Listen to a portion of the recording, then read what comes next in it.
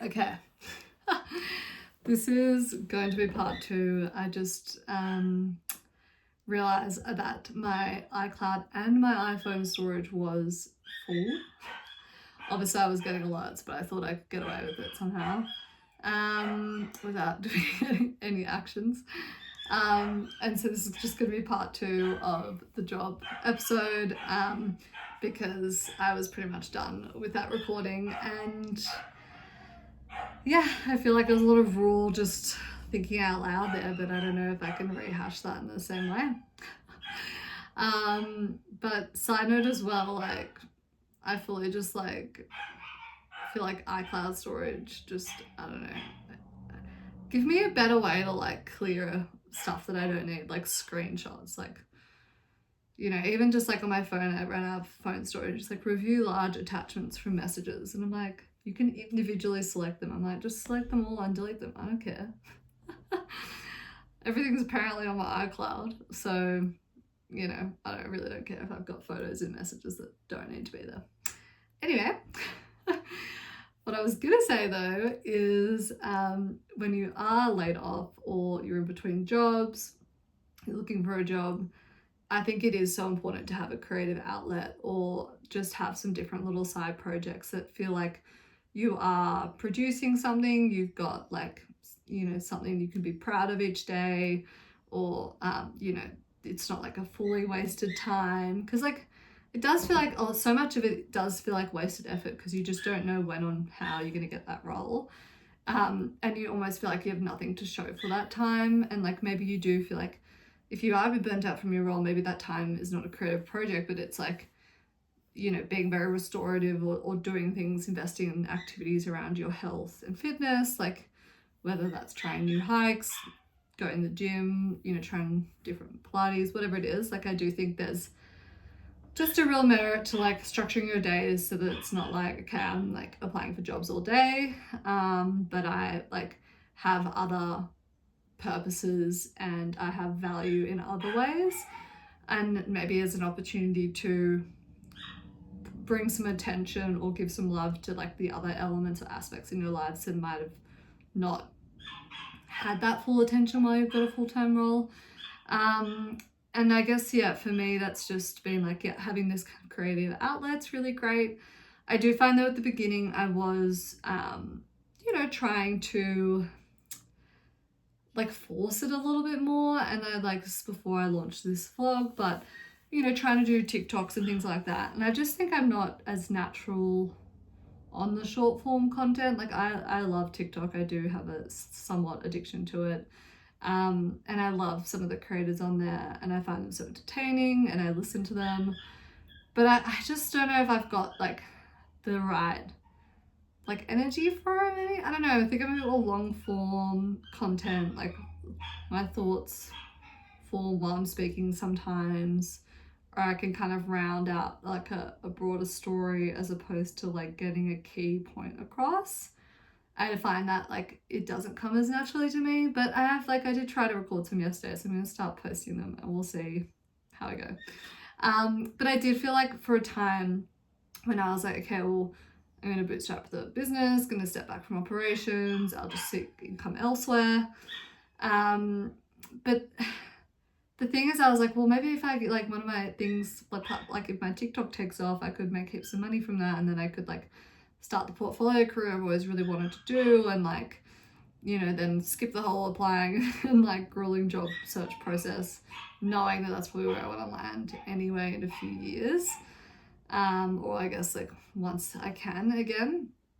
And so I think that when my biggest learning though from my previous business is like when you're trying to like force a product or platform into the market, like before it's ready, like it's really hard, and like that pressure becomes this kind of like you're acting from more of a place of like fear of it not working out, that like kind of drives you the wrong direction. Maybe you start to do things that don't feel very authentic to you, or like, yeah, it becomes kind of like this like overbearing task that you need to do as opposed to like a creative outlet, which is what I'm in the process of discovering, like rediscovering, I guess, what those creative outlets are for me and what really brings me joy in my day. And so that's like another, I guess, positive way to look at like this time between things where you do get to kind of rediscover a little bit more of like yourself and other parts of you and other interests and give them a bit of love. And for me, that's definitely been around doing this. I've been like sketching, doing some like fashion sketching, just like getting inspired by like home decor and styling on Pinterest, which is something I've never really like turned my eye to, but I do really appreciate when I go into someone's apartment or home that's like so nicely, like kind of like New York Soho loft, like Art Deco. My mum has very good style in that sense as well, actually, but like it's something that I've like never really dedicated learning about to my own home. And now I have this real urge to like, to, you know, kind of like to do that, right? To like make that like home a really like cozy and kind of like expression of myself, that like I go to my bathroom and I feel certain things. Yeah, so like that's like been nice to like have some of the time to think about those things. And like, yeah, you either like, if you've ever done that like life wheel evaluation, like I've done that, I think I did that last year and set my goals for this year. I should see how I'm tracking. I mean, it's only March, but so lots of time to recover. But like work is one. I think it's like work, family, health,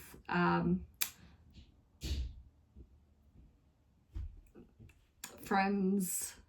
Oh my god, what's the like life wheel? Okay, life wheel template. I should know this.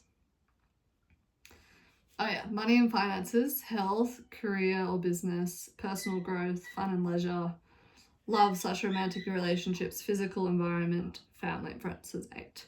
So I think it's like, it's helpful to kind of maybe look at that as well and be like, okay, where have areas been neglected, and what can I use this time to maybe rebalance the scales a little bit on? Because like, if you think about it, I mean, like that's like 2 out of the 8 is what is like out of your control / like in jeopardy of, and maybe they score really low, like the money and finances in career or business. But that's still less than half of like a full, well-rounded life. And I think like, if you can invest some time in like, if you haven't done anything fun for like a long time, maybe that is the, you know, a bit of traveling is in order, or like, you know, health, obviously a big one, or relationships, spending more time with family and friends because you've been working crazy hours and you haven't been able to. So do you think there's ways to view the time as kind of like, okay, there's like other things that I have, like my whole identity and value doesn't just come from my work and my financial health. There is other value that I bring to the world, and like being able to kind of lean into that.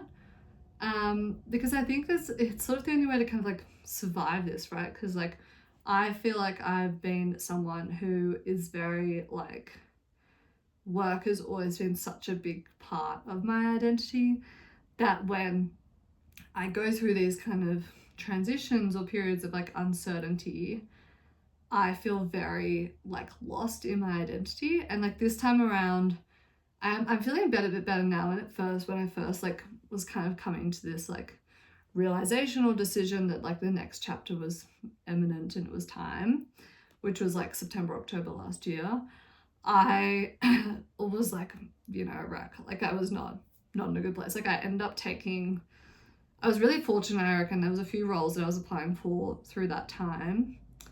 But I think in hindsight, like obviously, I don't know.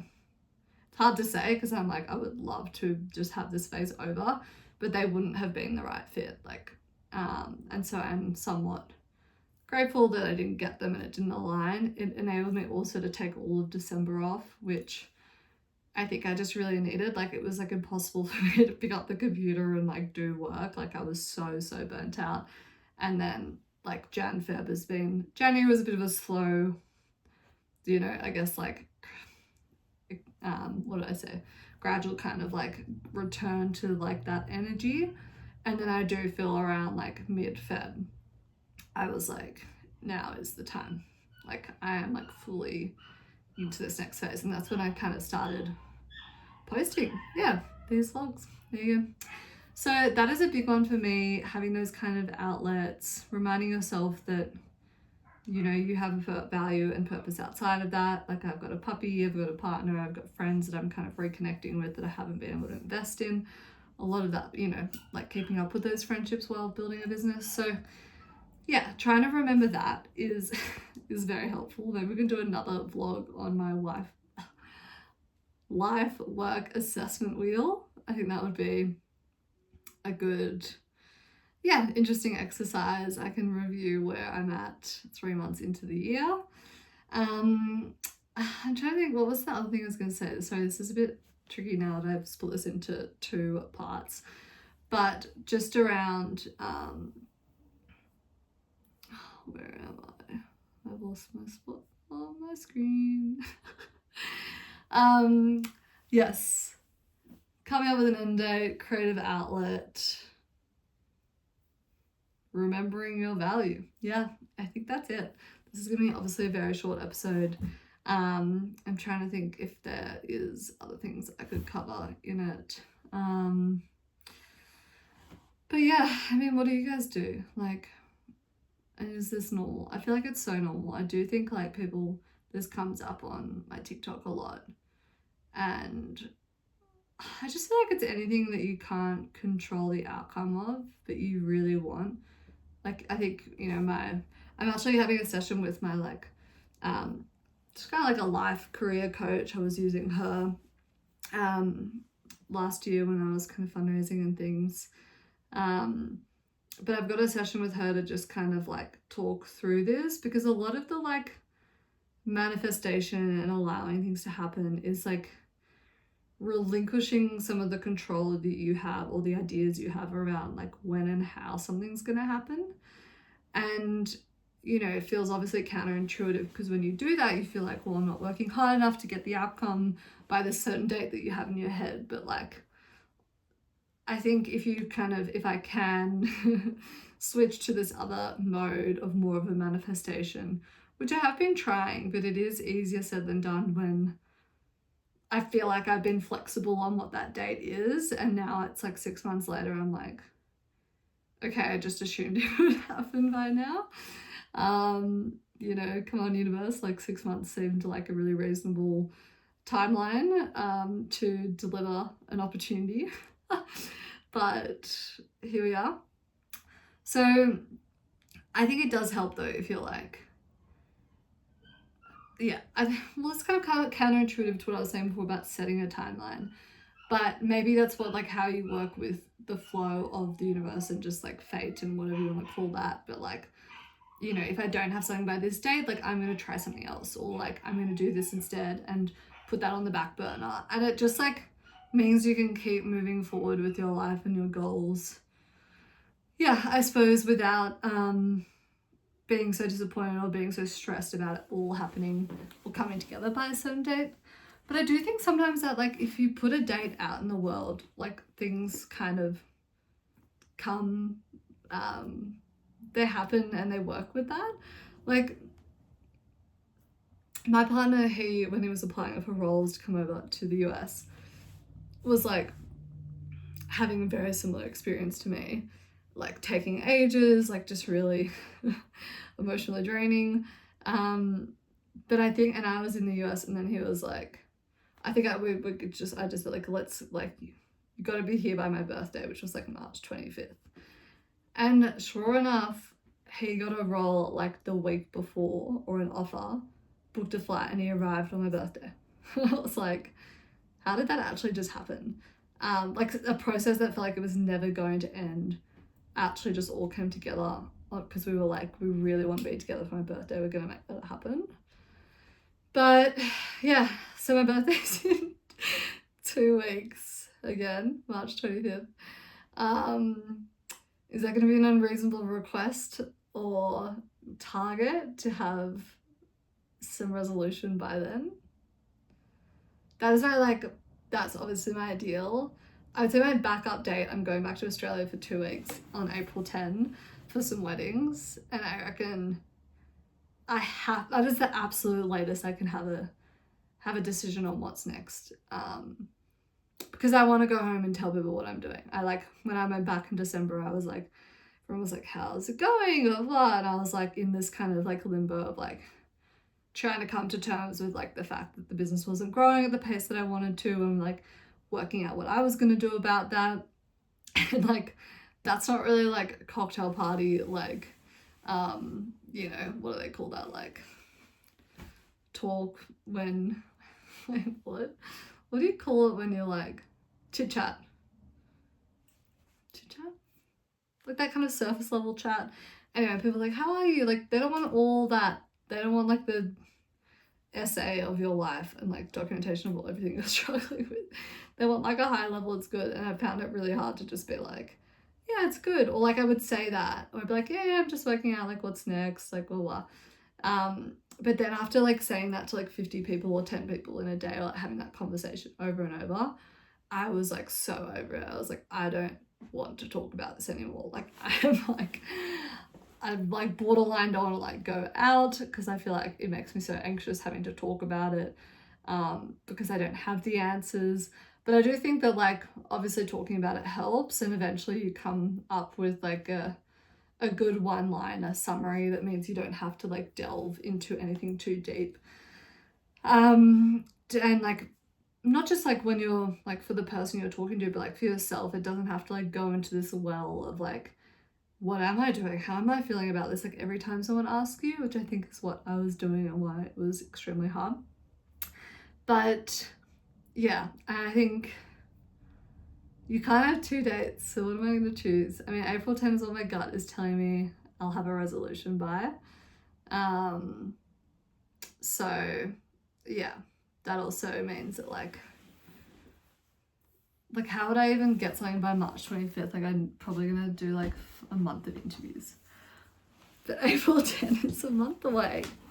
Okay, that's a bit more reasonable. It's a bit more reasonable in 2 weeks. I'll be reasonable with fate and the universe and destiny or whatever, whoever's helping me sort out this next phase of my life. But I am trying to also, I guess, like take a little bit more like feedback or like reflection like in everything that I'm doing with how do I say this, like I'm like every time I don't get a role that I maybe really thought I was destined for, I was like doing really well in the interview process, and then like I didn't make the final cut, I have to take a step back and I think, okay, was this really the role for me? Like, why wasn't this role for me? What do I need to look for that's slightly different next time? Has this taught me something about the stage of company or the type of role, the market, the industry that I want to work in? And I think that's just the only way that I can make this more of a productive exercise, because I have moved from, you know, obviously being a founder where you wear all the different hats. Like I'm like, you know, I've got a generalist background, product and consulting. Like I could kind of go, back to strategy and ops. I could go into product, but I could also now lean into more of my like BD or sales side. So I was applying for like AE roles all at the beginning. And then I think as I like, when I reflect on it, as I think about the day-to-days of those jobs, I don't think I would have enjoyed it. I think what I enjoyed the most about my role was more of the BD and partnerships angle, and building those long-term relationships with customers and going to conferences and networking events, which really is a partnership / BD role. And so I think leaning into that a bit more rather than just having to think, well, I have to slot back into, you know, strategy or product in a bigger company, which I don't find as exciting. But then again, I've also then come to terms with like different stages of company. Like last year I was really not ready to go work for another early stage startup, because I was like, I've obviously been doing that for so long and I've been the boss. I'd like to go and then like follow the directive of a founder. I was like, I don't know if I can do it. But now I've kind of been like, okay, like that is, let's be real, like where a lot of my skill set and value lies. And if I find the right team, it would be great. And if I find the right founder, there's probably a lot I can learn. So yeah, maybe I can go back to early stage and do a role that is more ops and product focused. So we'll see. I guess, takeaway for me today is to set the date in my calendar for the April 10th. And and yeah, start a list of founders and people I want to reach out to and pitch, you know, send them a video pitching working for them. Because why not? Maybe I can give you an update on how that goes. Anyway, part 2, I need to clear out my iPhone storage so this doesn't happen again, even though I just paid for 2 terabytes or whatever of cloud storage. It's not enough for my phone situation. Yeah, I hope this was helpful if you're going through the same thing, and know that it's not easy, and that's also okay. Have a good day.